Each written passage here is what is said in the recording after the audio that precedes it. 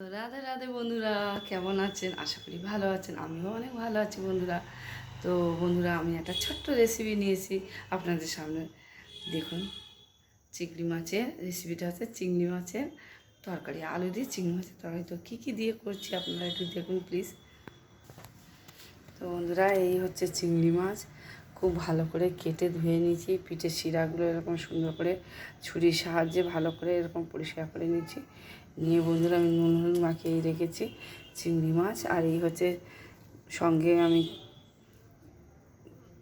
পেঁয়াজ দেবো, পেঁয়াজ, আলু, আর এই হচ্ছে টমেটো, আদা বাটা, রসুন বাটা, আর এই হচ্ছে গিয়ে জিরের গুঁড়ো বন্ধুরা।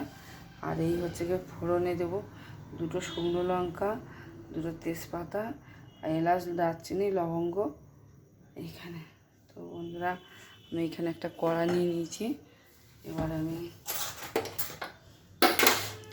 কড়াটা গ্যাসটা অন করে দেবো। দিয়ে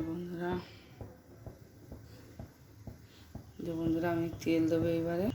তো বন্ধুরা, গ্যাস জ্বালিয়ে দিচ্ছি, কড়া বসিয়ে দিচ্ছি। কড়া গরম হয়ে গেছে। আমি এবার একটু তেল দেবো পরিমাণ মতো। বন্ধুরা,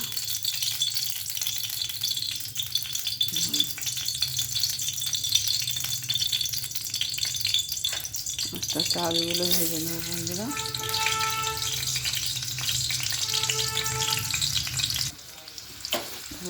আলুটা ভালো করে ভাজি করে নেবো সুন্দর করে। আর বন্ধুরা, পাশে একটা কড়া বসিয়েছি। কড়াতে আমি চিংড়ি মাছটা দিয়ে একটুখানি ফুটিয়ে নেব। তো দেখুন আপনারা, এটা ফুটিয়ে নেব।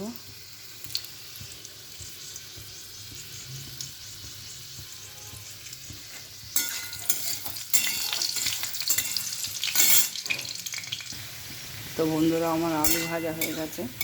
আমার আলুগুলো এক এক করে তুলে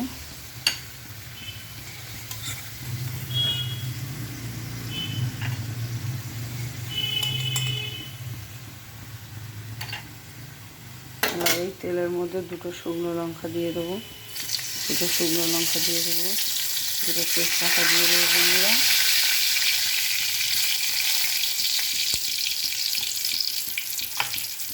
গোটা গরম মশলা দিয়ে দেবো, দিয়ে বন্ধুরা নাড়াচাড়া করবো। এবার বন্ধুরা, আমি কাটা পেঁয়াজগুলো দিয়ে দেবো, সুন্দর করে নাড়াচাড়া করবো বন্ধুরা। ভালো করে ব্রাউন করে ভেজে। তো বন্ধুরা দেখুন, আমার পেঁয়াজটা অলরেডি ভাজা হয়ে গেছে। সুন্দর করে ব্রাউন কালার করে ভাজা হয়ে গেছে।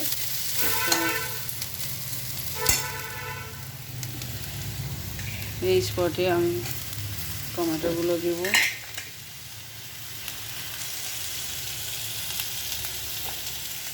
হলুদ দেবো বন্ধুরা,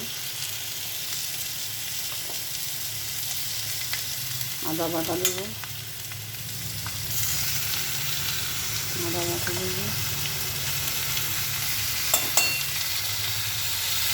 বন্ধুরা রসুন বাটা দেবো, জিরের গুঁড়ো দেবো, জিরের গুঁড়ো দিয়ে ভালো করে সুন্দর করে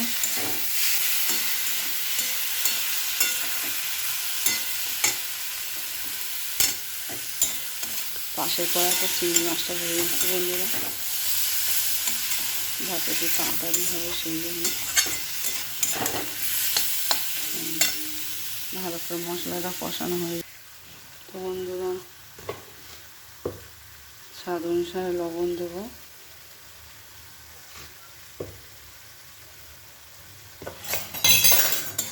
দিয়ে ভালো করে কষিয়ে নেব। তো বন্ধুরা, কড়াটা খুলে দেখি আমার মশলাটা কী পর্যায়ে আছে। তো বন্ধুরা, মশলা কষানো হয়ে গেছে। দেখুন উপর থেকে তেল ছাড়ছে, সুন্দর করে মশলা কষানো হয়েছে। তো এই পর্যায়ে আমি আলুগুলো দিয়ে দেবো, ভেজে রেখেছিলাম।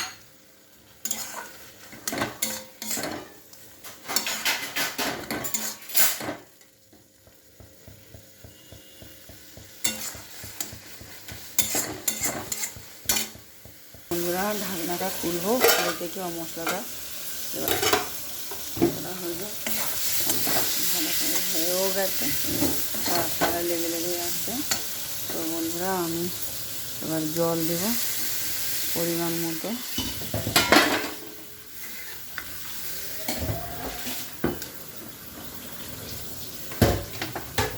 ভেজে রাখা চিংড়িগুলো দিয়ে দেবো, ভেজে রাখা চিংড়িগুলো দিয়ে দেবো।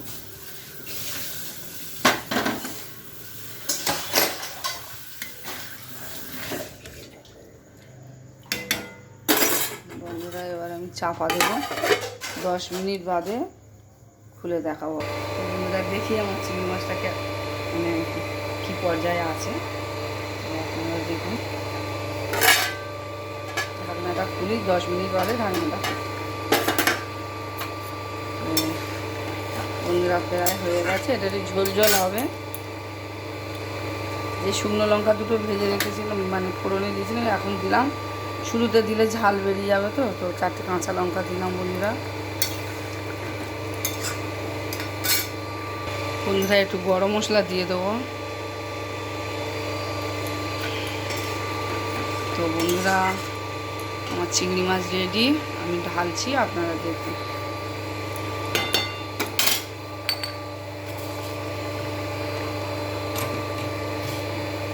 গ্যাস বন্ধ করে দিলাম আর আমি এই সবজিটা ঢালছি, দেখুন।